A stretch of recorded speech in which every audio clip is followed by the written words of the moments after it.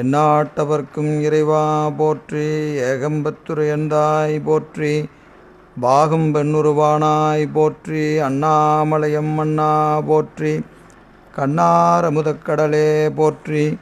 தென்தில்லை மன்றினில் ஆடி போற்றி. இன்றனக்கார் அமுதமானாய் போற்றி. காவாய் கனகத்திரளே போற்றி. கைலை மலையானே போற்றி போற்றி. அருள் தரும் பன்னார் மொழியம்மையுடன் அமர் திருநனாவுடையார் திருவடிகள் போற்றி போற்றி. திருச்சிற்றம்பலம். தில்லையம்பலம். பூழியர்கோன் வெப்பொழித்த புகழியர்கோன் கடல் போற்றி. ஆளிமிசை கல்மிதப்பில் அணைந்த பிரானடி போற்றி. வாழி திருநாவலூர் வன்தொண்டர் பதம் போற்றி. ஊழிமலி திருவாதபூரர் திருத்தாள் போற்றி.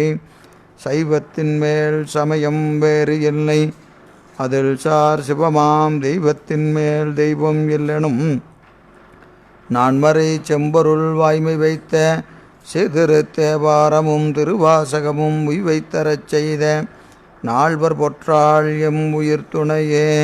தில்லைவாழ் அந்தனரே முதலாக சீர்படைத்த தொல்லையதாம் திருத்தொண்ட தொகையடியார் பதம் போற்றி.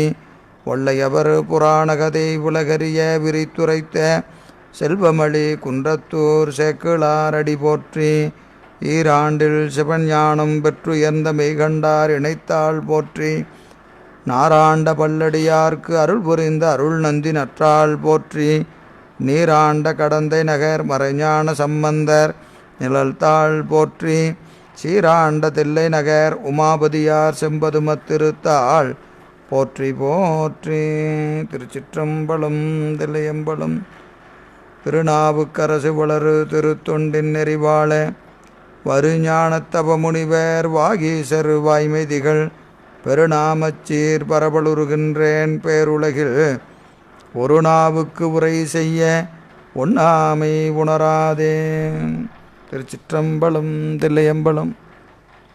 எல்லாம் அல்ல ஈர்த்தனை ஆண்ட எந்தை பிரான் அருள் தரும் பன்னார்மொழி அம்மையுடன் அமர் திருநனாவுடை பெருமானது திருவடித்தாமர்களை மணமொழி மெய்களாலே வணங்கி அடியேனை இந்த சென்னரிலே ஆற்றுப்படுத்திய ஞானாசிரிய பெருமக்களுடைய திருவடித்தாமர்களை மணமொழி மெய்களாலே வணங்கி இந்த சிவப்பிரகாச ஞான சிந்தனையை செவிமெடுத்து கொண்டிருக்கின்ற அத்துணை அடியார் பெருமக்களுடைய திருவடித்தாமரைகளை மணமொழி மெய்களாலே வணங்கி மகிழ்கின்றேன். திருவருளும் குருவருளும் கூட்ட நம்முடைய உமாபதி சிவனார் அருளி செய்த சிவப்பிரகாசமாகிய ஞானப்பணுவலை தொடர்ந்து சிந்திப்பதற்கும் வழிபாடு செய்வதற்கும் நமக்கு திருவருள் வாய்க்கு பெற்று இருக்கிறது. அந்த வகையிலே திருவருளையும் குருவருளையும் நீள நினைந்து நாம் கடந்த வகுப்பில் 69வது பாடலில் நாம் துவங்கி இருந்தோம். அதனுடைய தொடர்ச்சியை இறைவனது திருவருள் முன்னின்று அருள் செய்ய தொடர்ந்து சிந்திக்க முற்படுகின்றோம். பாடல் ஒரு முறை படித்துவிட்டு சென்று விடலாம். பன்னிறம் கவரும் தொன்மை படிகநீடு ஒளியும் பன்மை மண்ணிலங்கு இயல்பும் தந்த வளரொளி போல வையம் தன்னகம் பயிலும் நச்சு சடங்களின் தன்மைதாவா நல்நலம் பெற நிறைந்த ஞானமே ஞானம் என்பார். பல நிறங்களை கவரக்கூடிய படிகத்தினுடைய ஒளியும் நீடு ஒளியும் மண்ணிலங்கு இயல்பும் தந்த வளரொளி போல அந்த பல வண்ணங்களை தரக்கூடிய கதிரவனது ஒளி போல. இது நமக்கு நேற்று பார்த்த நம்ம விரிவாக, அதாவது படிகத்திற்கு 2 தன்மைகள் உண்டு. ஒன்று தனக்கு முன்பாக இருக்கின்ற பொருளினுடைய நிறத்தை காட்டுகின்ற தன்மை ஒன்று, இன்னொன்று தன்னிறத்தை காட்டி நிற்றல். தன்னிறத்தை காட்டி நிற்றல். இந்த 2 தன்மையையும் படிகத்திற்கு தருவது எது? அந்த கதிரவனது ஒளி. கதிரவனது ஒளி இந்த படிகத்திற்கு முன்பாக இருக்கின்ற பொருளினுடைய நிறத்தையும் அந்த பளிங்கினுடைய நிறத்தையும் காட்டி நிற்கும். 2 தன்மைகளும் விளங்குவது கதிரவனது ஒளியினாலே. அதுபோல இந்த ஆன்மாவிற்கு என்று ஒரு ஞானம் இருக்கிறது. அதுக்கு என்ன ஞானம்? பசு ஞானம்னு பேர். இந்த கருவிகளின் வாயிலாக பெறுகிற ஞானம் பாச ஞானம் என்று சொல்லக்கூடியது. எனவே இந்த பாச ஞானம் பசு ஞானம் என்ற 2 ஞானத்தையும் விளங்கச் செய்வது இறைவனது பதிஞானமே. இறைவனது பதிஞானமே என்பதை நாம் நேற்று பார்த்தோம். எனவே இதை ஓமையில் வைத்து ரொம்ப விரிவாக சில தடை விடைகளோடு இதை பார்க்கணும் என்பதை நேற்று சொல்லி நாம் நிறைவு செய்திருந்தோம். எனவே அதனுடைய தொடர்ச்சியை நாம் என்ன சிந்திக்க இருக்கிறோம். இப்போ படிகத்தை வைத்து கொண்டு நாம் என்ன செய்யணும், உயிரின் தன்மையை விளக்க வேண்டும். இப்போ படிகத்திற்கு என்று சொன்னால் 2 இயல்புகள் உண்டு. எல்லா பொருளுக்கும் 2 இயல்பு உண்டு. என்னது? பொது, சிறப்பு. பொது, சிறப்பு என்று 2 இயல்பு இருக்கிறது. இப்போ பொது இயல்பு என்பது என்ன அப்படின்னு கேட்டிங்கன்னா, படிகத்திற்கு இப்போ படிகத்தினுடைய பொது இயல்பு தனக்கு அருகாமையில் இருக்கக்கூடிய பொருள்களின் நிறத்தை காட்டி நிற்பது என்பது படிகத்தினுடைய பொது இயல்பு. அதாவது அதுக்கு முன்னாலேயோ பக்கத்துலேயோ என்ன ஒரு பொருள் இருக்கிறதோ அந்த பொருளினுடைய நிறத்தை காட்டி நிற்பது படிகத்தினுடைய பொது இயல்பு. அப்போ படிகத்திற்கு சிறப்பு இயல்பு என்று என்ன சொன்னால் அது எதை சொல்லலாம் அப்படின்னா, தன்னை சுற்றி எத்துணை பொருட்கள் இருந்தாலும் அவற்றின் நிறத்தை காட்டாது, அவற்றினுடைய நிறத்தை காட்டாது, தனது நிறத்தை காட்டி நிற்றல். எனவே அதுதான் என்னது? படிகத்திற்குரிய சிறப்பு இயல்பு.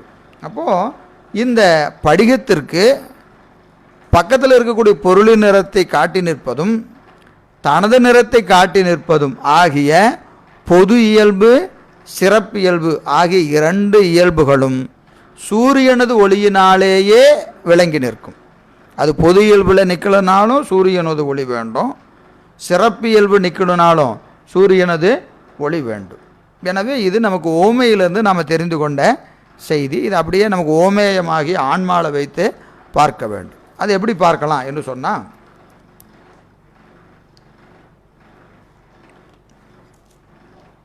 ஆன்மாவிற்கும் 2 இயல்பு உண்டு. என்னது? பொது இயல்பு, சிறப்பு இயல்பு. பொது இயல்பு, ஆன்மாவினுடைய பொது இயல்பு என்பது என்ன அப்படின்னு கேட்டிங்கன்னா, உயிர்கள் கட்டு நிலையில், உயிர்கள் இந்த பெத்த நிலையில் இறை உணர்விற்கு தொலைவாக இருக்கும் பொழுது, இப்போது இறை உணர்வு நமக்கு பெத்த நிலைன்னு சொல்லிட்டாவே நம்ம அந்த இறை அனுபவம் எப்படி இருக்குது? கொஞ்சம் தூரமாக தான் இருக்குது. எனவே தொலைவாக இருக்கும்போது இறைவன் தனது திரோதான சக்தியை கொண்டு மாயா கருவிகளின் வாயிலாக வினைக்கு தக்கவாறு, இப்போது இறைவன் என்ன செய்கிறான்? மாயா காரியங்களின் வாயிலாக இந்த உயிர்கள் செய்கிற வினைக்கு தக்கவாறு அறிவு விளக்கம் செய்து, அப்போது இது ஒவ்வொரு சொல்லும் ரொம்ப நுட்பமான செய்தி. இப்போ நாம் எந்த நிலையில் நிற்கிறோம்? பெத்த நிலையில் இருக்கிறோம். பெத்த நிலையில் இறை அனுபவம் என்பது நமக்கு எப்படி இருக்குது? தொலைவாக இருக்கிறது. இறை அனுபவம் தொலைவாக இருக்கிறது. எனவே பெத்த நிலையில் இறை அனுபவம் உயிருக்கு தொலைவாக இருக்கின்ற நிலையில் பெருமான் என்ன செய்கிறான்? தனது திரோதான சக்தியை கொண்டு அப்போ அவன் பயன்படுத்துகிற கருவி எது? மாயாகாரியமாகிய கருவிகள் வாயிலாக என்ன செய்கிறான்? அந்த கருவிகளையும் எப்படி பயன்படுத்துகிறான்? வினைக்கு தக்கவாறு என்ன செய்கிறான்? அறிவு விளக்கம் செய்து எதை காட்டுகிறான்? உலக விடயங்களை அனுபவிக்க செய்வது. இதுதான் உயிரினுடைய பொது இயல்பு. இப்போ ஆன்மா பொது இயல்பில் இருக்குன்னா, இறைவன் திரோதான சக்தியின் வாயிலாக மாயாகாரியமாகிய கருவிகளை கொண்டு வினைக்கு தக்கவாறு அறிவு விளக்கம் செய்வான். இப்போது நினைத்து பார்க்கணும், அறிவு விளக்கம் செய்வது பெருமான் தான். இப்போ அவன் பயன்படுத்துகிற கருவி எது? மாயாகாரியமாகிய கருவிகள். அதற்கு அளவுகோல் எது? நாம் செய்த வினை. அப்போ எல்லாருக்கும் ஒரே மாதிரி அந்த மாயாகாரியமாகிய கருவிகளை இயக்க மாட்டான். அந்தந்த ஆன்மாவின் வினைக்கு ஏற்பத்தான் இந்த கருவிகளெல்லாம் இயங்கும். அப்போ கருவிகள் இயங்குகிற போது அதற்கு ஆதாரமாக பின்புலமாக நிற்பது இறைவனது திரோதான சக்தி. அப்போது இந்த மாயாகாரியத்திற்கு பின்புலமாக இருந்து திரோதான சக்தி இயக்க வினைக்கு தக்கவாறு இந்த கருவிகளெல்லாம் செயல்படும். அந்த கருவிகளுடைய செயல்பாட்டிற்கு ஏற்ப ஆன்மாவினுடைய அறிவும் வினைக்கு தக்கவாறு தான் விளங்கும். அந்த விளக்கமும் எப்படி இருக்கும்? வினைக்கு தக்கவாறு தான் விளங்கும். அப்போ அவன் இப்போது நினைத்து பார்க்கணும், ஒரே இடத்துல ஒரு செய்தி ஒருவர் சொல்கிறார், ஒருவர் என்ன செய்கிறாரு, இவர் ரொம்ப சரியாக சொல்கிறாரும்பார், ஒருவர் இவர் சும்மா பைத்தியக்கார மாதிரி சொல்லியிருக்கிறாரும்பார், இன்னொருவர் கொஞ்சம் யோசிக்கணுங்க, கொஞ்சம் யோசித்து பார்த்தா தெரியும்பார். இப்போ சொல்கிறவர் ஒருத்தர் தான் ஒரு செய்தி சொல்கிறார், நல்லதாக இருக்கட்டும் கெட்டதாக இருக்கட்டும், அவர் சொல்கிற செய்தி எது வேணாலும் வைத்துக்கொள்ளுங்க, அது எதுவாக இருந்தாலும் அதை கேட்பவருங்க ஒவ்வொருவருக்கும் ஒவ்வொரு அனுபவம் நிகழ்கிறது. ஒருவர் என்ன சொல்கிறாரு, இவர் சரியாக சொன்னார், இன்னொருத்தர் இவர் உளறிட்டுருக்கிறார், இவர் சொல்கிறத கேட்கக்கூடாது, இன்னொருத்தர் பார்க்கலாம் யோசிக்கலாம், இவர் சொல்கிறத பார்த்தா கொஞ்சம் யோசித்து பார்க்கலாம். இந்த வேறுபாடுகள் ஏன் நிகழ்கிறது? எல்லாருக்கும் ஒரே மாதிரியில் இருக்கணும் அப்படின்னா இல்லை. காரணம், அவருடைய வினைக்கு தக்கவாறு தான் அறிவும் விளங்கும். உதாரணத்திற்கு ஒருவர் ஒரு நல்ல ஞான செய்தியை சொல்கிறார் என்று சொன்னால் அவரவருக்கு உள்ள வினைக்கு ஏற்பத்தான் அந்த செய்தி என்னாகும், அங்கே அறிவு விளக்கம் கிடைக்கும்.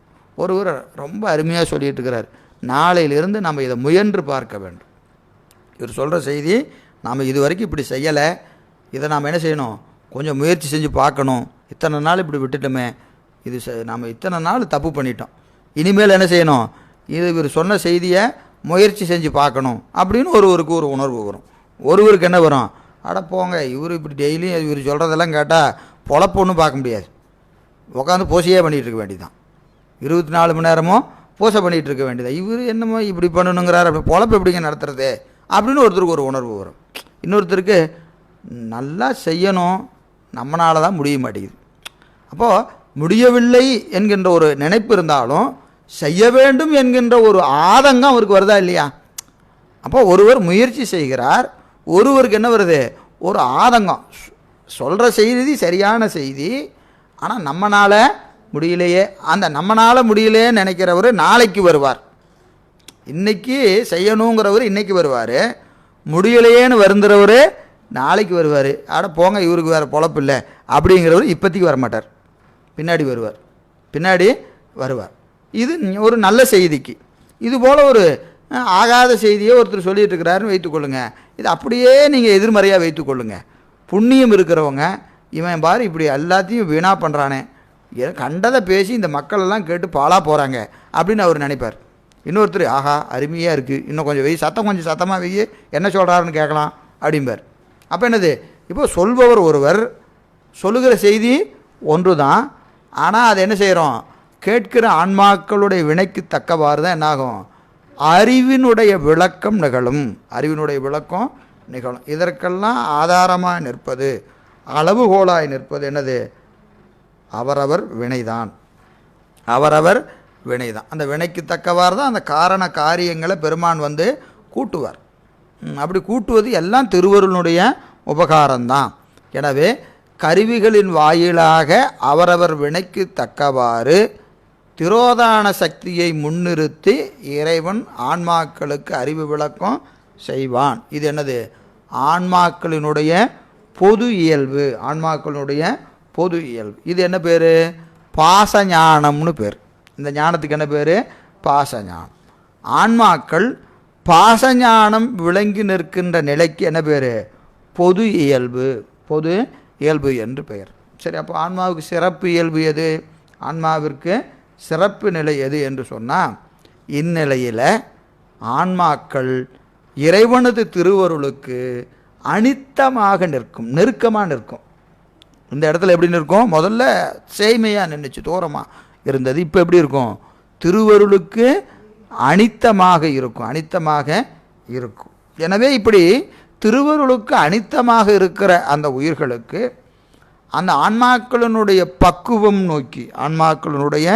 பக்குவம் நோக்கி இறைவன் தனது திருவருளை கருவியாக கொண்டு, முதல்ல திரோதானத்தை கருவியாக கொண்டிருந்தார், இப்போ என்ன செய்கிறாரு, திருவருளை கருவியாக கொண்டு ஆன்மாவினுடைய அறிவு இச்சை செயல்களை என்ன செய்கிறான், நேரே தொழில்படுத்துகிறான். இங்கே என்ன கிடையாது, மாயாகாரியமாகிய கருவிகள் இல்லை. மாயாகாரியமாகிய கருவிகள் இல்லை. இப்போ எது கருவியாக நிற்கிறது?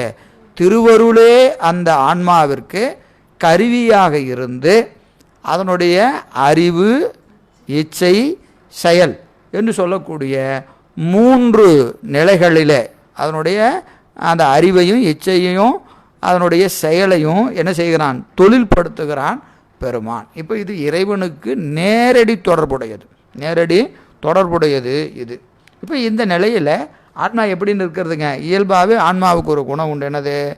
சார்தலின் வண்ணமாதல். இதற்கு வடமொழியில் என்ன சொல்லுவாங்க? தர்த்தருமம். தனது தலைவனாகிய இறைவனது தருமமே தனது தருமம். இப்போ ஆன்மாவுக்கு ஒரு தர்மம் உண்டா? ஒரு நிலைப்பாடு உண்டா? எனக்குன்னு ஒரு நிறம் உண்டா? இப்போ படிகத்தில் வச்சு பார்த்தீங்கன்னா படிகத்தினுடைய நிறம் எது என்று சொன்னால் வெண்மைன்னு சொல்கிறோமா இல்லையா? அந்த வெண்மை நிறம் யாருடையது? சூரியனது நிறம் தான், படிகத்தின் நிறம் அல்ல. படிகத்திற்கு ஒரு நிறம் இல்லை. அது யாருடைய நிறம்? சூரியனது நிறம் தான். அப்போது எதனுடைய நிறத்தை பெற்று நிற்கிறதோ அதுவே தன்னுடைய நிறமாக கொண்டிருப்பது. அதுபோல் இந்த ஆன்மா திருவருளினுடைய தன்மையையே தனது தன்மையாக கொண்டு நிற்கின்ற நிலை, தனது நிலையாக கொண்டு நிற்பது. அப்போ அதுக்கு என்ன பேர்? தர்த்தரும தருமி. அப்படிப்பட்ட ஆன்மா இறைவனது குணமாகிய அறிவு, இச்சை, செயல்களே, அவனது அறிவு, இச்சை, செயல்களே தனது அறிவு, இச்சை, செயல்களாக கொண்டு. அப்போ இதற்கு அறிவு, இச்சை, செயல் இல்லையா? அப்படின்னா இந்த ஆன்மாவுக்கு அறிவு உண்டு, இச்சை உண்டு, செயல் உண்டு. ஆனால் அது என்ன செய்யும்? இறைவனது அறிவையே தனது அறிவாக கொண்டு நிற்கும். அதாவது அது எதை செலுத்துகிறதோ, இறைவனது பேரறிவு ஆன்மாவை எதை செலுத்துகிறதோ அதையே தனது அறிவாக கொண்டு நிற்கும். இறைவனது செயல் எதை நோக்கி செலுத்துகிறதோ அதையே தனது செயலாக கொண்டிருக்கும். இறைவனது இச்சை எதை நோக்கி செலுத்துகிறதோ அதையே தனது இச்சையாக கொண்டு நிற்கும். அப்போ இந்த இடத்துல ஆன்மாவுக்கு அறிவு, இச்சை, செயல் உண்டா அப்படின்னா உண்டு. அறிவு, இச்சை, செயல் உண்டு. அது எப்படி உண்டு அப்படின்னு கேட்டிங்கன்னா, இறைவனது செயல் எதுவோ அதுவே தனது செயல். தனக்கென்று ஒரு சுதந்திரம் இல்லை என்பதை முற்றும் உணர்ந்து அனுபவமாக நிற்கின்ற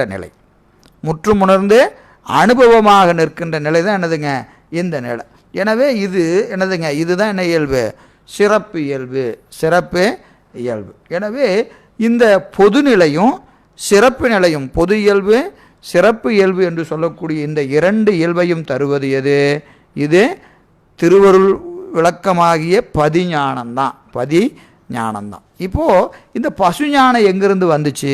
இதில் பதிஞானம் இருக்குது. பசுஞானம் எங்கேருந்து வந்ததுன்னா, இந்த இறைவனது ஞானத்தை தனது ஞானம் என்று மயங்குகின்ற ஒரு மயக்க உணர்வு இது. சில கணங்கள் தான் இருக்கும் இந்த ஆன்மாக்களுக்கு. அந்த இந்த பசுஞானம் என்பதை அது பெருமான உபகாரத்தினால அது என்ன செய்யணும்? அது மீண்டு வந்துடும். எனவே அது அந்த பதிஞானம்தான் தனது ஞானமாக கருதி நிற்பது தான் என்னுடைய என்ன இயல்பு? சிறப்பு இயல்பு. அப்போ பொது இயல்பு, சிறப்பு இயல்பு, இந்த 2 இது பொதுவாக அந்த பொது இயல்பு, சிறப்பு இயல்பு என்பது நம்ம ஏற்கனவே விரிவாக சொல்லியிருக்கிறோம். ஒரு முறை நினைவுபடுத்தி கொள்ளுங்க. அந்நிய பொருள்களுடைய சார்பினால் தற்காலிகமாக ஏற்படுவது பொது இயல்பு. பொது இயல்புனா அதில் சார்பு ஒன்று இருக்கும். அந்த சார்பு என்ன சார்பு? அந்நிய பொருள், தனக்கு விரோதமான பொருள். இங்கே அந்நிய பொருள் என்பது தனக்கு விரோதமான பொருள். எது? ஆணவ மலம்தான். ஆணவ மலம்தான் நமக்கு விரோதமான பொருள். ஆணவ மலம் விளங்கி நிற்கின்ற நிலை பொது இயல்பு என்று சொல்லப்படும். அப்போது இது பொது இயல்பு. சிறப்பு இயல்பு என்பது என்னது? தன்னுடைய அந்த பொருளுக்கு விட்டு நீங்காது என்றும் அதனோடு உடனாய் நிற்கின்ற குணத்தை விளக்குகின்ற பொருளோடு கூடி நிற்றல் என்பது என்னது? சிறப்பு இயல்பு. அப்போது சிறப்பு இயல்பில் நிற்கும் போத ஆன்மாவினுடைய குணம் எப்படி நிற்கும்? விளங்கி நிற்கும். ஆன்மாவின் குணம் விளங்கி நிற்கும். பொது இயல்பில் நிற்கும் போத ஆன்மாவின் குணம் மறைந்து நிற்கும். மறைந்து நிற்கும். அப்போ ஆன்மாவின் குணம் எது? அறிவு. ஆன்மாவின் குணம் அறிவு. அப்போது சிறப்பு இயல்பில் பதிஞானம் விளங்கி நிற்கின்ற நிலையில் ஆன்மாவின் அறிவு எப்படி இருக்கும்? விளங்கி நிற்கும். ஆன்மாவின் அறிவு விளங்கி நிற்கும். பொது நிலையில் அது எப்படி இருக்கும்? மயங்கி நிற்கும். மயங்கி நிற்கும். காரணம் அங்கே என்ன இருக்குது? ஆணவமலை சேட்டை உண்டு. ஆணவமலை சேட்டை இருப்பதினாலே பொது இயல்பில் ஆன்மாவினுடைய அறிவு எப்படி இருக்கும்? மயங்கி நிற்கும். அது நமக்கு திருவருட்பயனில் ரொம்ப அழகாக சொல்கிறார். தன்னிறமும் பல்நிறமும் தானாம்கள் தன்மை தரும் பொன்னிறம் போல் மண்ணிறம் இப்பு. அது என்னது?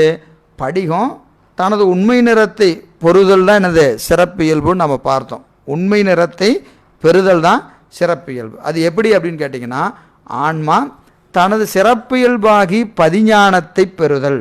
பதிஞானத்தை பெறுதல். அப்படி பதிஞானத்தை பெறாமல் அது அந்த தன் இயல்பிலிருந்து மாறி நின்றால் அதுக்கு என்ன பேர்? பசுஞானம்னு பேர். பசுஞானம்னு பேர். அந்த பசுஞானம் என்பது என்னது? மயங்கி அறிவது.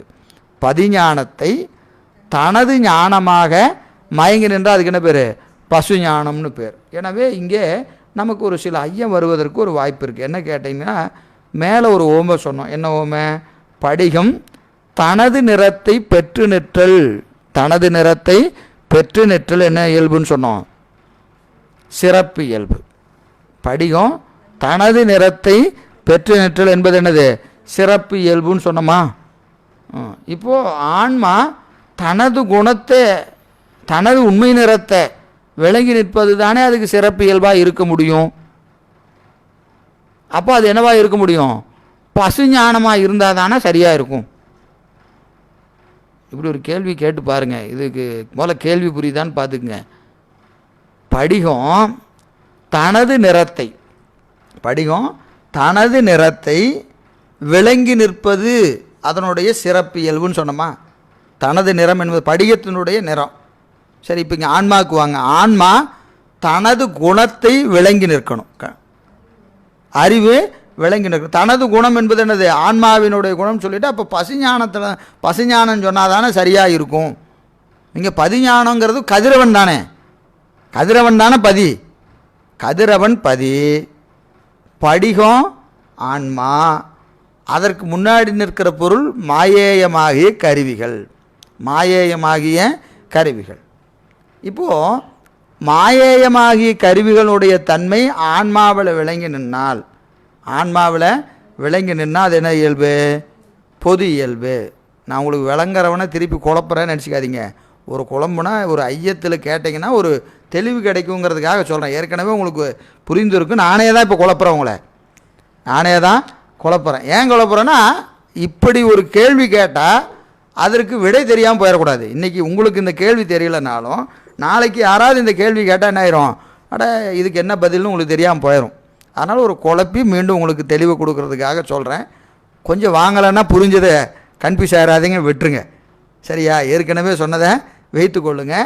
இன்னும் கொஞ்சம் அதில் சில ஐயங்கள் வரணும்னா இப்படி ஒரு கேள்வி கேட்டு பார்ப்போம். இப்படி ஒரு கேள்வியை கேட்டு பார்ப்போம். என்ன அப்படின்னு கேட்டிங்கன்னா, அந்த முன்னாடி நிற்கிற பொருளினுடைய தன்மை படிகத்தில் விளங்கி நிற்பதுக்கு என்ன பேர்? பொது இயல்பு. பொது இயல்பு. படிகம் தன்னிறத்திலே விளங்கி நிற்பது சிறப்பு இயல்பு. இப்போ மாயேயமாகிய கருவிகள் மூலம் அதனுடைய தன்மை ஆன்மாவில் விளங்கி நின்னா அதுக்கு என்ன இயல்பு? பொது இயல்புன்னு பேர். பொது இயல்புன்னு பேர். அப்போ ஆன்மா தன்னுடைய நிலைமை விளங்கி நின்னா அதுக்கு என்ன பேர்? சிறப்பு இயல்புன்னு பேர். இப்போது பதிஞானம் என்பது வேறால இருக்குது. சூரியனது ஒளி, சூரியனது நிறம் இதில் விளங்கி நிற்கணுமே. சூரியனது நிறம் விளங்கி நின்னாதான் இது என்ன பேர்? பதிஞானம்னு பேர். இப்போ ஆன்மாவினுடைய தன்மை தானே இருக்கும் அப்படின்னு சொன்னால் இங்கே தான் நம்ம ஏற்கனவே சொல்லிவிட்டோம். அதை என்னென்னு கேட்டிங்கன்னா, படிகத்துக்குன்னு ஒரு தன்மை இல்லை. படிகத்துக்கு ஒரு தன்மை இல்லை. அதுக்கு என்ன சொன்னோம்? தத்தரும தருமின்னு சொன்னோம். தத்தரும தருமி. தத்தரும தருமியாவது இப்போ படிகம் தன்னிறத்தை விளங்கி நிற்றல் என்பதே சூரியனது ஒளியை வாங்கி நிற்பது தான் அதற்கு உண்மையான நிறம். அப்போ இங்கே ஆன்மாவுக்கும் இங்கே படிகத்துக்குன்னு தனித்தன்மை எதுவும் இல்லை. படிகத்தினுடைய தன்மையே எது? சூரியனது தன்மையை வாங்கி விளங்கி நிற்பது தான். அதுபோல் ஆன்மாவிற்கென்று தனியாக பசுஞானம் ஒன்று கிடையாது, பசுஞானம் ஒன்று கிடையாது. இதுக்கு அறிவு விளக்கம் என்பதே பதிஞானத்தை பெறுவதனால தான் இதுக்கு அறிவு விளக்கம். பதிஞானத்தை பெறுவதனால் இங்கே படிகத்தினுடைய நிறம் என்பதே சூரியனால் தான் விளக்கப்படுகிறது.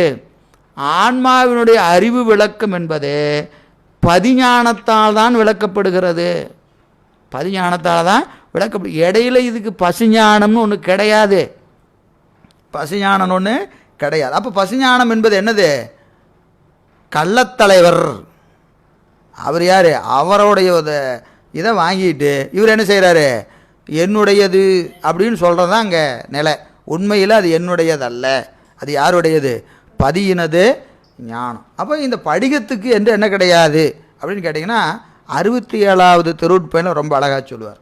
திருவருட்பயன் 67 என்ன சொல்லுது?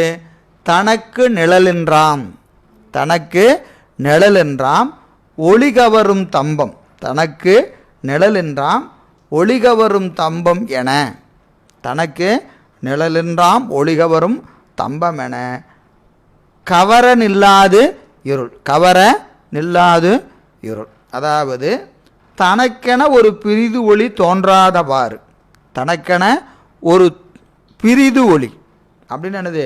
கதிரவனது ஒளியை கவர்ந்து நிற்கும் படிகத்தூண்.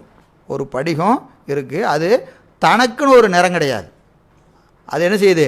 கதிரவன் நிறத்தை தன்னிறமாக வாங்கி நிற்றல், தன்னிறமாக வாங்கி நிற்றல். அப்போது இப்போ இந்த படிகத்தில் இருக்கிற அந்த நிறம் யாருடையது? சூரியனது நிறம். படிகத்தின் நிறம் அல்ல, படிகத்தினுடைய நிறம் அல்ல, தனக்கென்று ஒரு நிறமில்லாத படிகம், தனக்கென்று ஒரு நிறமில்லாத படிகம். எனவே ஒளிகவரும் தம்பம், அந்த தம்பத்துக்கு என்ன இருக்கக்கூடாது? நிழல் என்றாம். அதுக்கு என்ன கிடையாது? நிழல் என்றாம். அப்படின்னு என்னது? இந்த படிகத்தில் சூரியன் வந்து பட்ட உடனே அதுக்கு பின்னாடி என்ன விழுவாது? நிழல் விழுவாது. இதை வேறு எதையாவது வச்சிங்கன்னா என்ன ஆகும்? அந்த சூரியன் பட்ட உடனே அதுக்கு பின்னாடி என்ன இருக்கும்? ஒரு நிழல் விழும், நிழல் விழும். படிகத்திற்கு என்ன கிடையாது? நிழல் கிடையாது, நிழல் கிடையாது. ஏன் இதற்கு ஓமை அப்படின்னு கேட்டிங்கன்னா, இறைவனது ஞானத்தை பெற்ற ஆன்மாவுக்கு என்ன இருக்கக்கூடாது? அந்த நிழலாகிய தற்போதம் இருக்கக்கூடாது, தற்போதம் இருக்கக்கூடாது. நான் செய்தேன், நான் செய்தேன்கிற எண்ணம் ஆன்மாவுக்கு வரக்கூடாது. அப்போது இந்த படிகத்துக்கு வராது. படிகத்தை யாருக்கு ஓமையாக சொல்கிறாங்க? ஆன்மாவுக்கு ஓமையாக சொல்கிறாங்க. அப்போ ஆன்மாவுக்கு வரக்கூடாது, வரக்கூடாது இல்லை. ஆன்மாவை என்னன்னு சொல்லியாச்சு? படிகம்னு சொல்லியாச்சு. அப்புறம் ஆன்மாவுக்கு என்ன வரக்கூடாது? தற்போது வரக்கூடாது தானே? வருதா இல்லையா? வருது.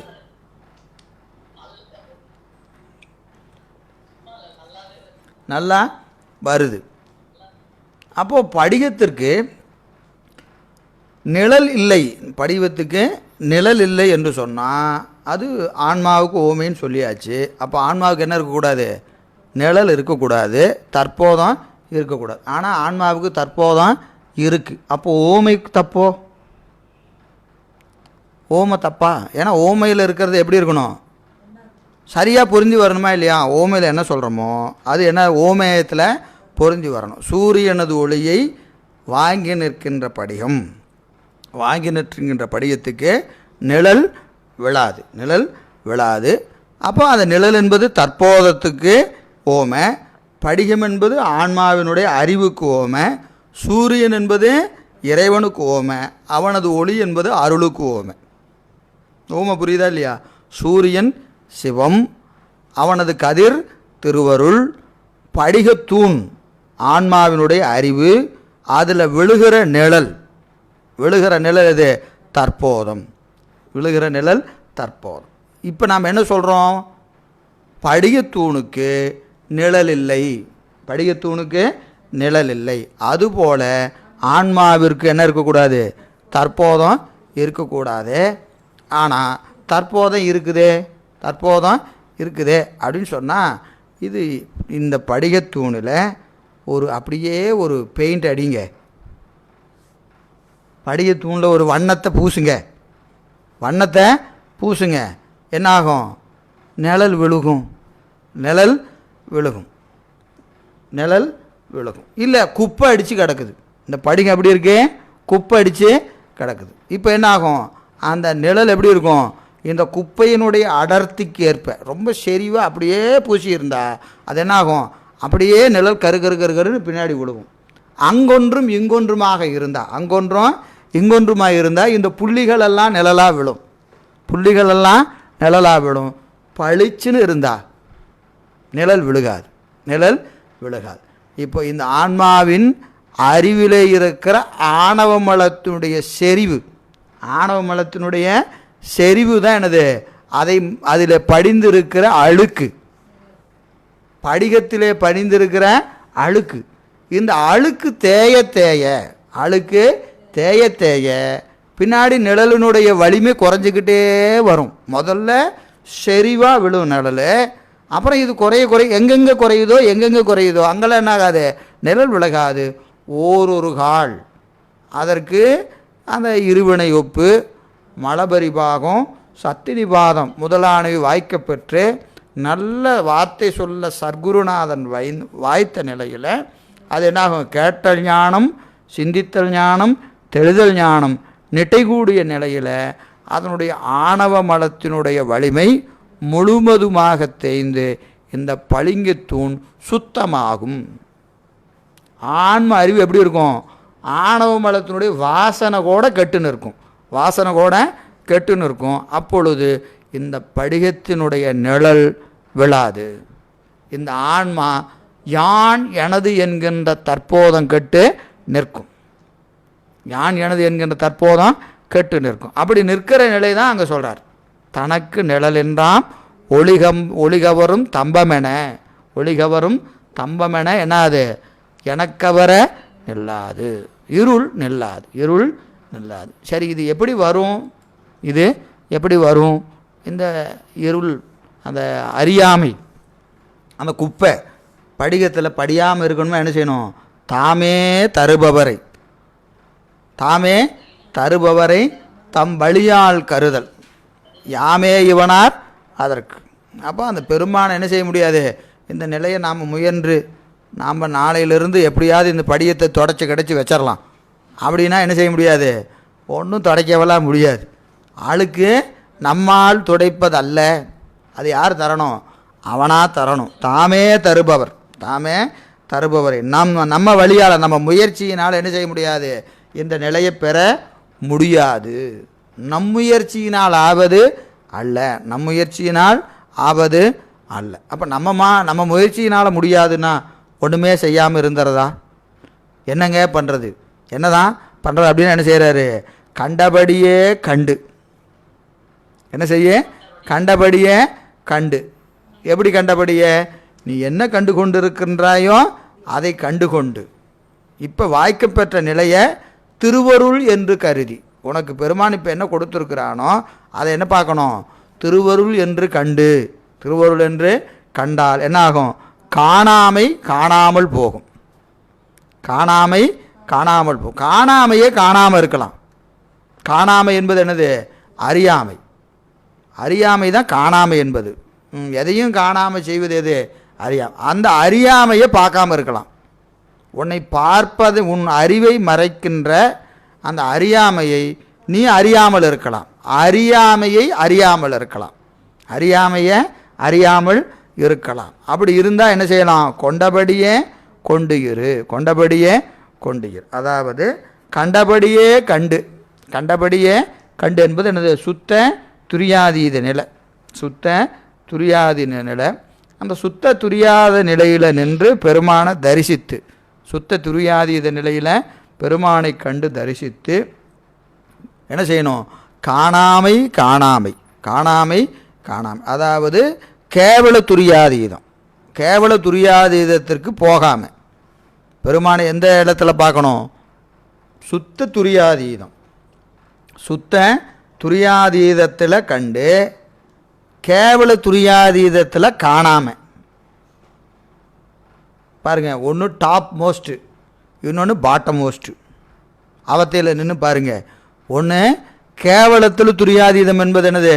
மூலாதாரம். மூலாதாரத்தில் எப்படி இருக்குது அறிவு? சுத்தமாக காலி, ஒன்றும் இல்லாமல் கண்ணில்லா குழவி போல் கிடக்குதா இல்லையா?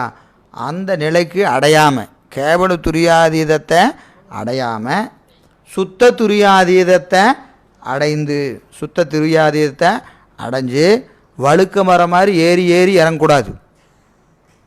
நான் ஏறுவேன் இறங்குவேன் அப்படியெல்லாம் இருக்காத.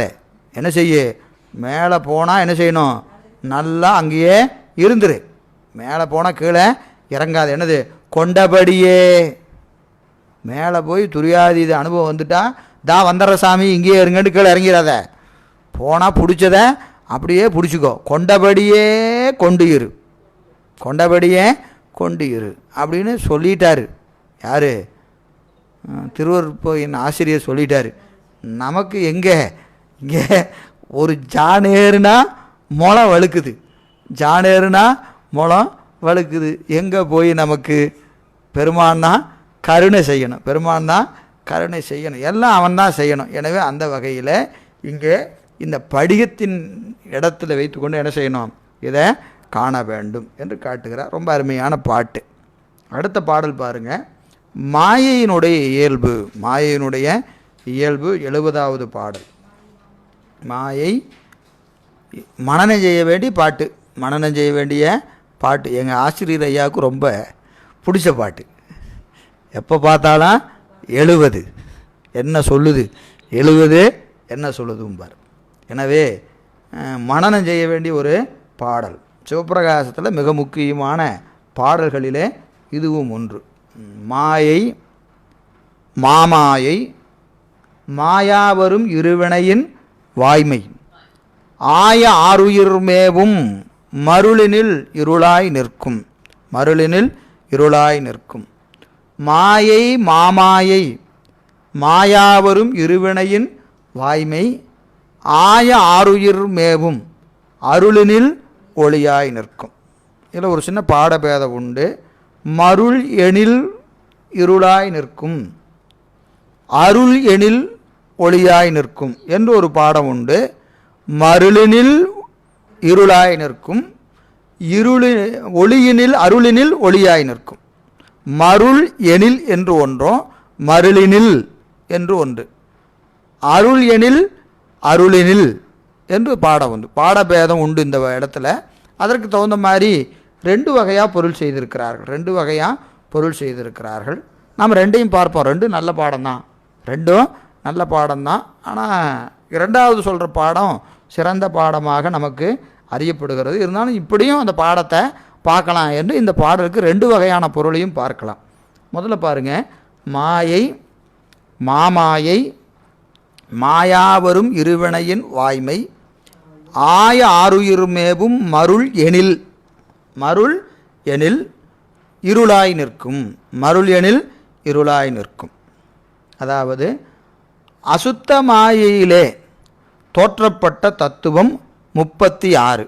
அசுத்த மாயின் காரியம் என்னது? அசுத்த மாயினா 31, அசுத்த மாயினுடைய காரியம் 31, சுத்த மாயினுடைய காரியம் 5. ஆக தத்துவங்கள் எத்தனை?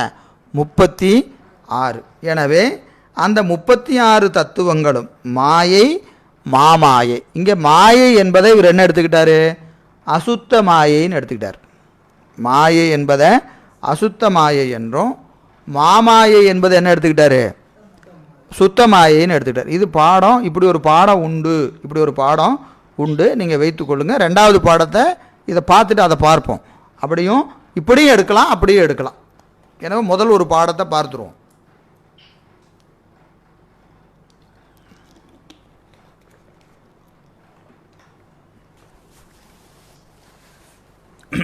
அசுத்த மாயை அதனுடைய காரியம் 31. மாயை என்பதை அசுத்த மாயை அதனுடைய காரியம் 31. மாமாயை, மாமாயை என்பது சுத்த மாயை, அதனுடைய காரியம் 5. மாமாயை ஆகிய இந்த 36 கருவிகளும் என்ன ஆகிறது?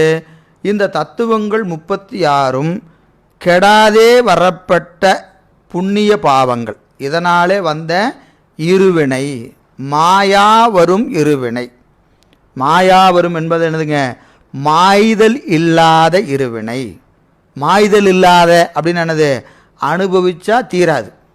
அனுபவிக்க ஒரு வினையை அனுபவிச்சா இன்னொரு வினை, ஒரு வினை அனுபவிச்சா இன்னொரு வினை. எனவே ஒரு வினைக்காக இன்னொரு வினை, ஒரு வினைக்காக இன்னொரு. நாசோற்பத்தி நம்ம பார்த்தோமா இல்லையா? நாசத்தில் உற்பத்தி. எனவே மாயா வரும் இருவினை, மாயா வரும் இருவினை, அதாவது மாய்தல் இல்லாத இருவினை. நல்வினை தீவினை, நல்வினையாக இருந்தாலும் தீராது, தீவினையாக இருந்தாலும் தீராது. எனவே அந்த இரண்டு வகையான புண்ணிய பாவங்களும் மேல்மேல் வார்த்தையாக நிற்கின்ற ஆன்மாவினிடத்து மேலும் மேலும், அது என்னது? மேலும் மேலும் இது கூடிக்கொண்டே வருகிற இந்த இரண்டிற்கும் என்னாகிறது?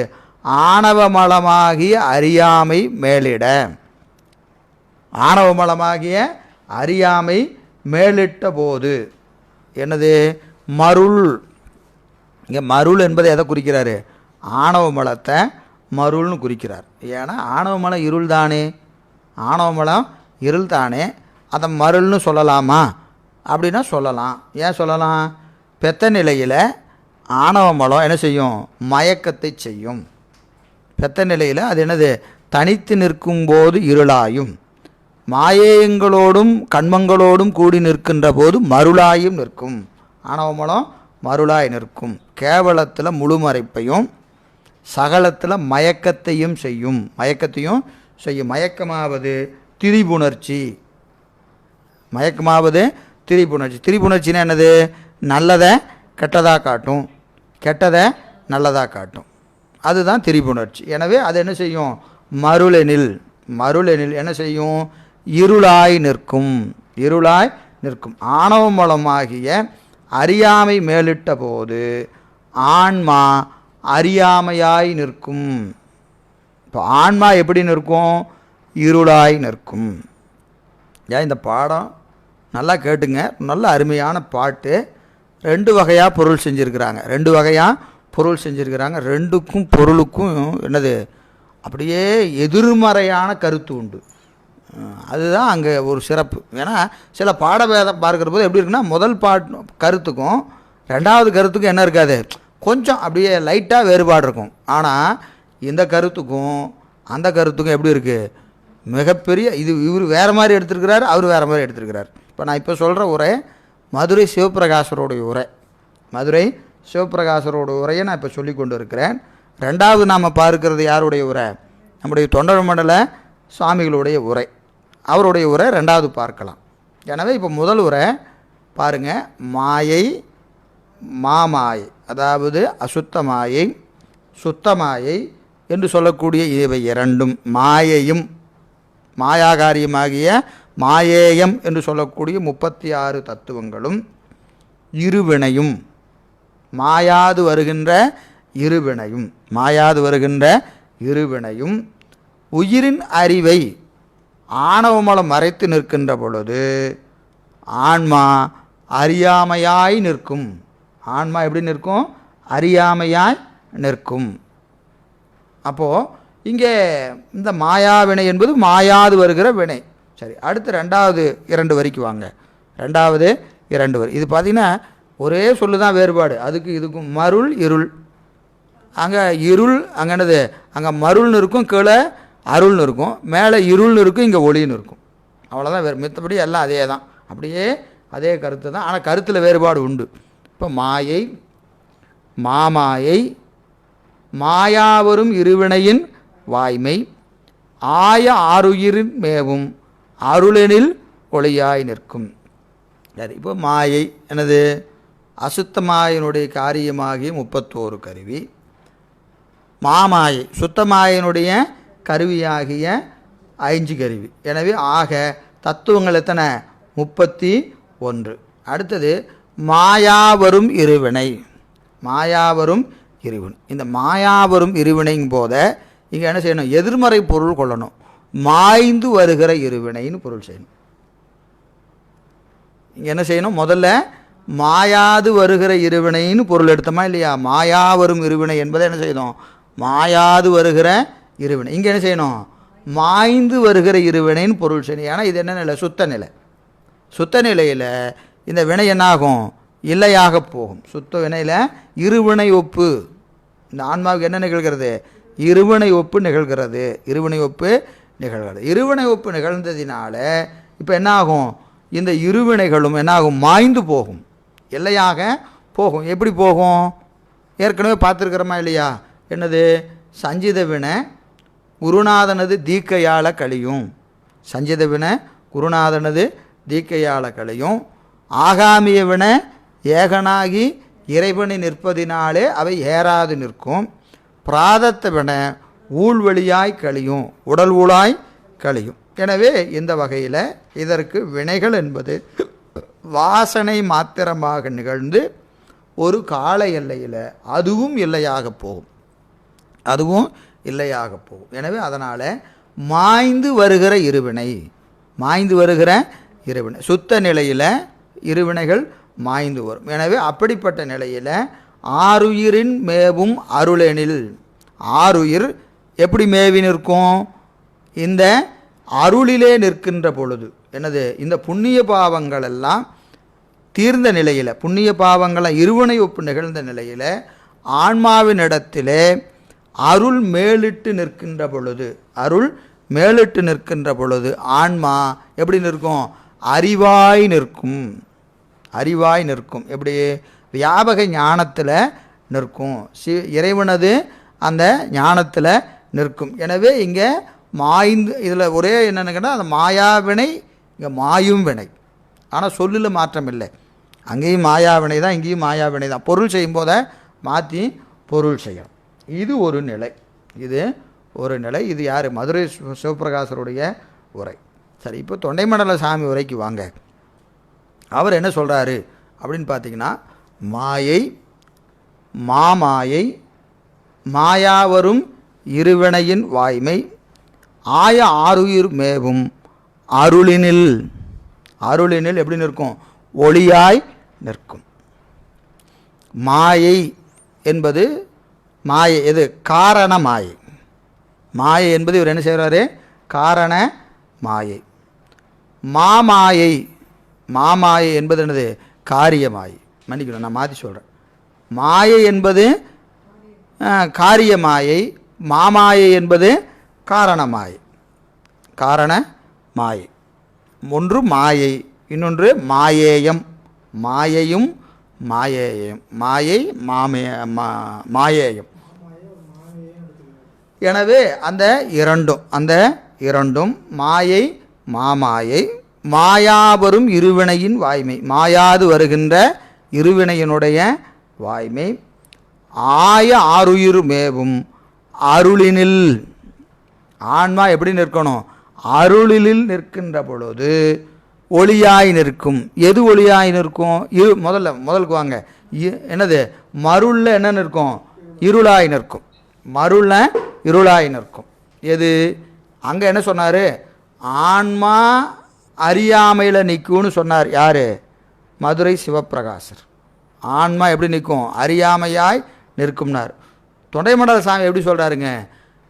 இது மருளிலே நிற்கின்ற பொழுது மாயையும் மாயேயமும் வினைகளும் ஆன்மாவுக்கு இருளாய் நிற்கும். ஆன்மாவிற்கு இருளாய் நிற்கும். இப்போ இந்த இருள் என்பது எதுக்கு சொல்கிறாரு? மாயேயமாகிய கருவிகளுக்கும் வினைகளுக்கும் அதை சொல்கிறார், ஆன்மாவுக்கு சொல்லலை. அப்போ அறியாமையாய் நிற்பது எது? கருவி கூட்டங்கள். கருவி கூட்டங்களும் இருவினைகளும் எப்படி நிற்கும்? இருளாய் நிற்கும். இருளாய் நிற்கும். அப்படியே நீங்கள் ரெண்டாவது 2 வரைக்கும் வந்தீங்கன்னா, ஆன்மா அருளிலே நிற்கின்ற பொழுது, ஆன்மா அருளிலே நிற்கின்ற பொழுது இந்த கருவி கூட்டங்களும் இருவினைகளும் எப்படி நிற்கும்? ஒளியாய் நிற்கும். ஒளியாய் நிற்கும்.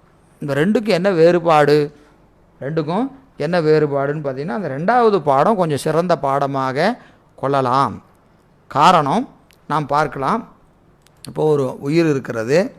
இப்போ கருவி கூட்டங்கள் இருக்குது. இப்போ நமக்கும் உடம்பு இருக்குது, வினையெல்லாம் இருக்குது. இப்போ சீவன் முத்தருக்கும் உடம்பு இருக்குது, வினை இருக்குது. இந்த உடம்பும் வினைகளும் நமக்கு இருப்பது போல் அவர்களுக்கு இருப்பதில்லை. நமக்கு இருப்பது போல் அவர்களுக்கு இருப்பதில்லை. ஆனால் இதுவும் மாயாகாரியந்தான், அதுவும் மாயாகாரியந்தான். ரெண்டு என்னது? மாயாகாரியந்தான். அப்போது இந்த மாயாகாரியமாகிய கருவிகள் நம்மை என்ன செய்கிறது? மயக்கி கொண்டிருக்கிறது. நம்மை மயக்கி கொண்டிருக்கிறது. அவர்களை மயக்குவதில்லை.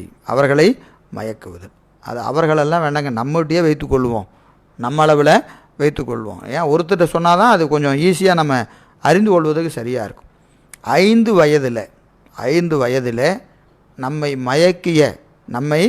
மயக்கிய பொம்மைகள் இல்லையா? இந்த பொம்மை இல்லாமல் நான் உருண்டு பிறண்டு சண்டை போட்டு சாப்பிடாமல் அந்த பொம்மையை வாங்கி விளையாண்டே தீரணும் அப்படின்னு அந்த பொம்மையை வாங்குவோம்.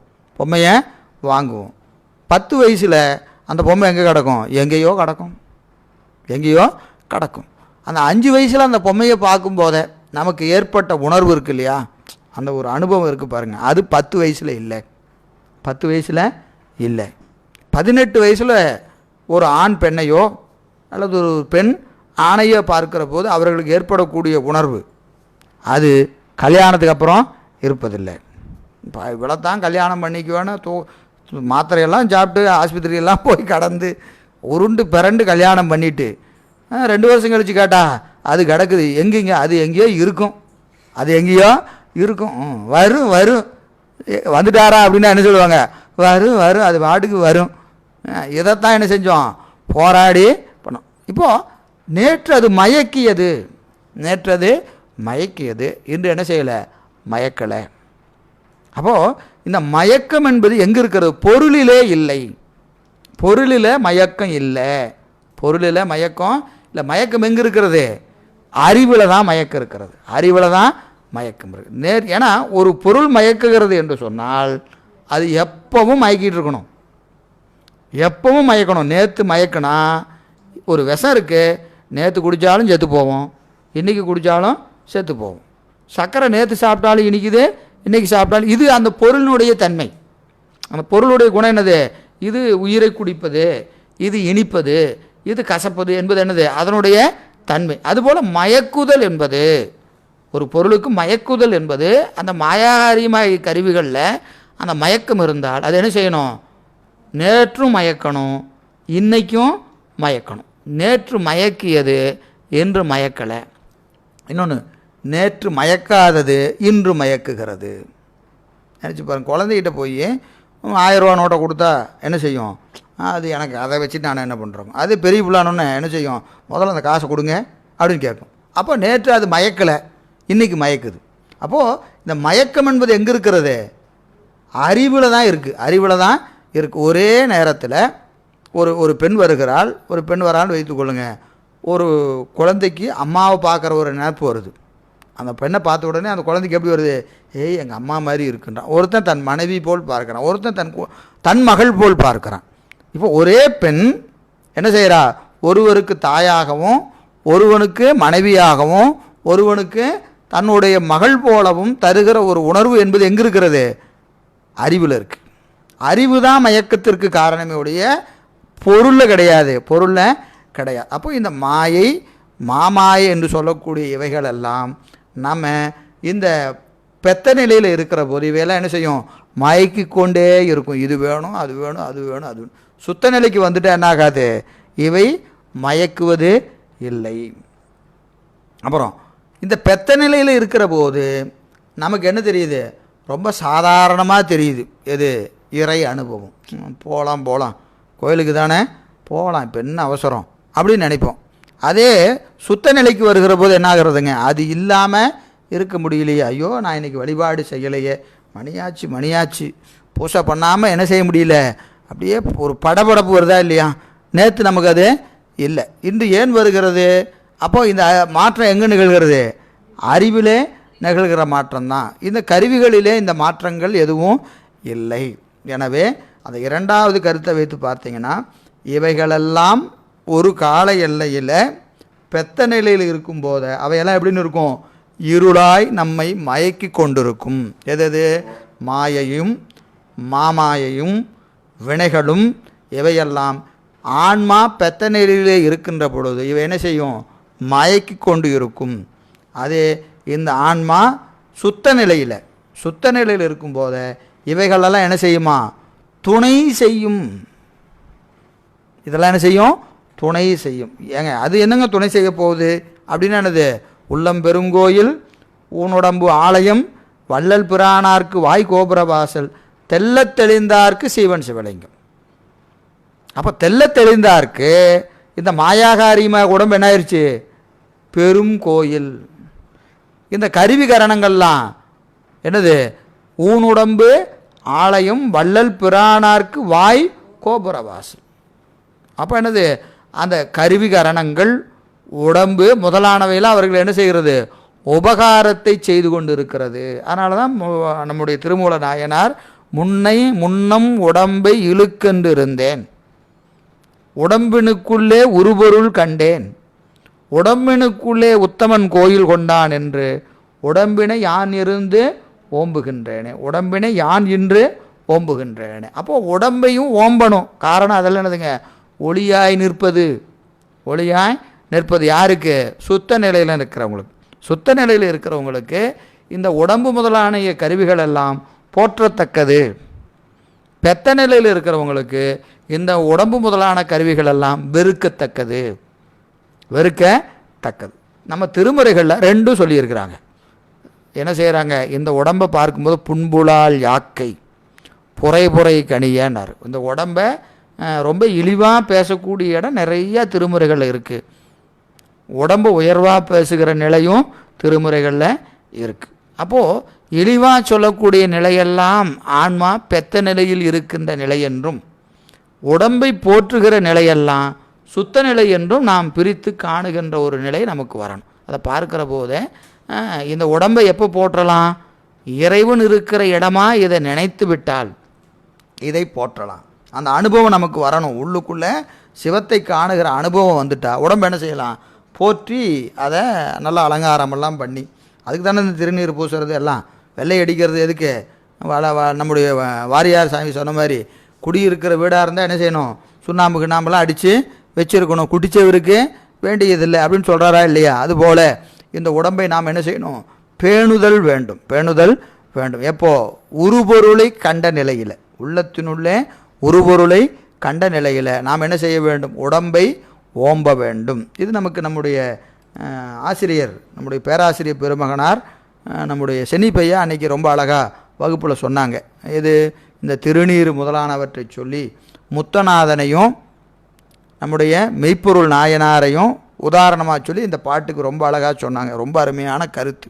ஏன்னா அந்த திருநீர் மெய்ப்பொருளாருக்கு சிவமாக தெரிஞ்சது, மெய்ப்பொருளாருக்கு சிவமாக தெரிந்தது, முத்தநாதனுக்கு அது ஒரு கொலை கருவியாக தெரிந்தது.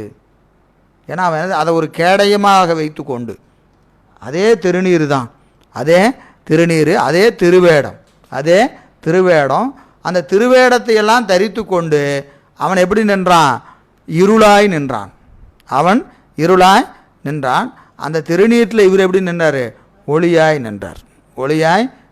அப்போ அந்த மாயாகாரியமாகிய இந்த கருவி கரணங்கள், இந்த இறைவனால் கொடுக்கப்பட்டிருக்கிற அனைத்தும் ஆன்மா அருளிலே நிற்கின்ற நிலையிலும் ஆன்மா மருளிலே நிற்கின்ற நிலைக்கு ஏற்ப இந்த உலகம் காட்சிப்படும். அந்த காட்சியினுடைய தன்மை அவரவரது நிலைக்கு ஏற்ப என்ன செய்யும்? மாறுபடும் என்று சொல்லி நாம் இன்றைய வகுப்பை நிறைவு செய்கின்றோம். இதில் நமக்கு ஒரு அம்மா எனக்கு வாட்ஸ்அப் அனுப்பிச்சிருந்தாங்க. மேன்மைகுள் சைவ நீதி என்று டெய்லியும் பாடுறோம், அதை பற்றி ஒரு நிமிடம் கொஞ்சம் விளக்குங்க அப்படின்னு கேட்டிருந்தாங்க. சைவம் என்பது நமக்கு எல்லா சமயங்களினுடைய ராஜாங்க சமயம் என்று சொல்லக்கூடியது. எந்த மண்ணில் சைவம் விளங்கி நிற்கிறதோ அங்கே என்ன இருக்கும்? திருவருளுடைய விளக்கம் உயர்ந்து நிற்கும். அப்போது சைவம் விளங்குதல் என்பது சமயம் மட்டுமல்ல. சைவம் என்பதை நம்ம என்ன நினைக்கக்கூடாது? ஏதோ ஒரு குறிப்பிட்ட ஒரு மக்கள் கொண்டாடுகிற ஒரு நிலை என்று கருதக்கூடாது. சைவம் என்பது நமக்கு என்னதுங்க? சமயம் மட்டுமல்ல, தனி மனித ஒழுக்கம். அந்த தனிமனித ஒழுக்கத்தோடு உயிர்கள்பால் செலுத்துகிற அன்பு. அன்பும் சிவமும் இரண்டென்பர் அறிவிலார். அன்பே சிவமாவது யாரும் அறிகளர். அன்பே சிவமாவது யாரும் அறிந்தபின் அன்பே சிவமாய் அமர்ந்திருந்தாரே. எனவே அன்பு நிலையும் உயிர்களை பேணுதலும் எல்லா சமயங்களையும் அரவணைக்கின்ற தன்மை. சைவம் எப்பொழுதும் பிற சமயங்களோட பூசலிடுதலை விரும்புவதில்லை. எல்லா சமயங்களையும் என்ன செய்கிறோம், ஒவ்வொரு நிலையில் படிநிலைகளை அவர்களை வைத்து கொண்டு கடவுள் மறுப்பாளர்களையும் நாம் என்ன செய்கிறோம், ஒரு சமயத்தாராக அவர்களுக்கு ஒரு இடம் கொடுத்து வைக்கின்ற அந்த உயரிய பண்பு, அந்த சகிப்புத்தன்மை சைவத்தில் உண்டு. எனவே சைவம் விளங்குவதினாலே என்னாகும், உலகம் விளங்கி நிற்கும் என்பதனால ஒவ்வொரு முறையும் நாம் நிறைவு செய்கிற போது மேன்மைகள் சைவநீதி என்கின்ற ஒரு சொல்லை நாம் நாளோறும் சொல்கிறோம். அது இத்தனை அடியார்களுடைய விண்ணப்பத்தை பெருமான் நமக்கு செய்து தருவார் என்று சொல்லி இன்றைய வகுப்பை நிறைவு செய்கின்றோம். என்றும் இன்பம் பெருகும் இயல்பினால் ஒன்று காதலித்து உள்ளமும் ஓங்கிட மன்றுளார் அடியார் அவர் வான்புகள் நின்றதெங்கும் நிலவி உலகலாம் வான்முகள் வளாது பெய்க மணிவளம் சுரக்க மன்னன் கோன்முறை அரசு செய்க குறைவிலாது உயிர்கள் வாழ்க நான்மறை அறங்கள் ஓங்க நர்த்தவம் வேள்வி மல்க மேன்மைகுள் சைவநீதி விளங்குக உலகமெல்லாம் மேன்மைகுள் சைவநீதி விளங்குக உலகமெல்லாம் மேன்மைகுள் சைவநீதி விளங்குக உலகமெல்லாம். தென்னாடுடைய சிவனே போற்றி, எந்நாட்டவர்க்கும் இறைவா போற்றி, ஏகம்பத்துரை எந்தாய் போற்றி, பாகம் வெண்ணுருவானாய் போற்றி, காவாய் கனகத்திரளே போற்றி, கைலை மலையானே போற்றி போற்றி. அருள் தரும் பன்னார் மொழியம்மையுடன் அமர்திருநனாவுடையார் திருவடிகள் போற்றி போற்றி. கைலாய பரம்பரையில் சிவஞான போத நெறி காட்டும் வெண்ணை பயில்வாய்மை மெய்கண்டான் சந்ததிக்கோர் மெய்ஞான பானுவாகி குயிலாரும் பொழில் திரு ஆவடுதுறைவாள் குருநமச்சிவாய தேவன் சைலாதி மரபுடையோன் திருமரபு நீடூடி தழைக்க மாதோ. திருச்சிற்றம்பலம் தில்லையம்பலம்.